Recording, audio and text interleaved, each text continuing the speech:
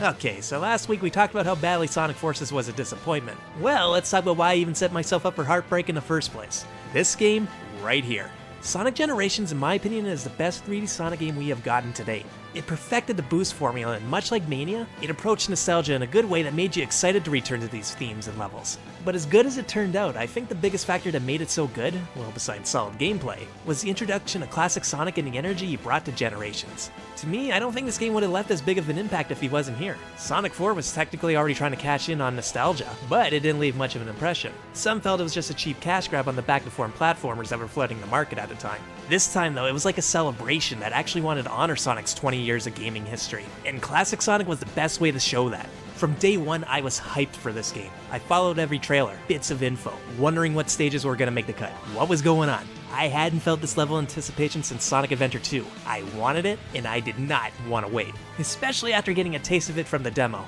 I loved and hated this thing at the same time. Loved it because it was great to get a taste. Hated it because I could only play it for so long. But then November 1st, 2011 finally came and I picked the game up after work and I binged the fuck out of this game. I think in one playthrough, not only did I beat the game, but I had completed at least 75% of the side missions too before I called it a night if I remember correctly. Safe to say, I was satisfied with my purchase. Generations did so many things right. The classic Sonic stages were a great callback and controlled really well. The modern stages were big and expansive and actually stayed in 3D more often than it did in colors. Not to mention they perfected the boost formula here to the point where you pretty much couldn't improve on the style gameplay. It was fast and oh did it feel like it. The music remixes were some of the best to ever come out of a Sonic game yet, and the fact that you could unlock more music tracks from past games and switch them into levels was such an awesome idea.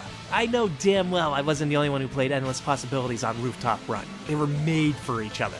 Even the side missions, most of them were pretty fun. Some of my favorite ones were the minigames where you had to race another character or use them to help you get to the end of a stage, like that one where you called on Classic Tails to fly you around. That was such a fun minigame. But as much as I praise it, I can't say the game's flawless, because there are a few bumps in the road. Now, while I was just complimenting the side missions, not all of them are winners, like the Vector one where he had to hit his note back to him.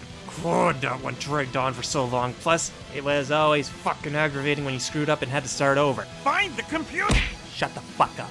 Next is more of a nitpick about a lot of modern Sonic games and not just a Generations problem, but I can't be the only one who hates that Sega things when we said enough with the new characters, they thought we meant nobody but Sonic should be playable.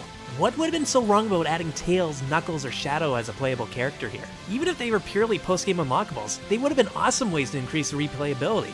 Mania, and to its credit, Forces seem to have kicked this trend to the curb, and I hope this Sonic playable only idea stays dead. Also, too many city stages. They took up 1/3 of the game, and while they're still a lot of fun, it definitely killed the variety a little bit. Lastly, the final boss. I've already talked a good deal about this in my first Crappy Bosses episode, so you can find out why there. But despite these setbacks, and for some it could be considered nitpicks, Sonic Generations still holds up phenomenally. Much like Sonic 2 and Sonic 3 Knuckles and the adventure games, I still pop this game in quite a bit and do a couple runs. And when you have a Sonic game that you keep coming back to because it's a blast to play through, that's when you know you have not just a good Sonic game, but a great one.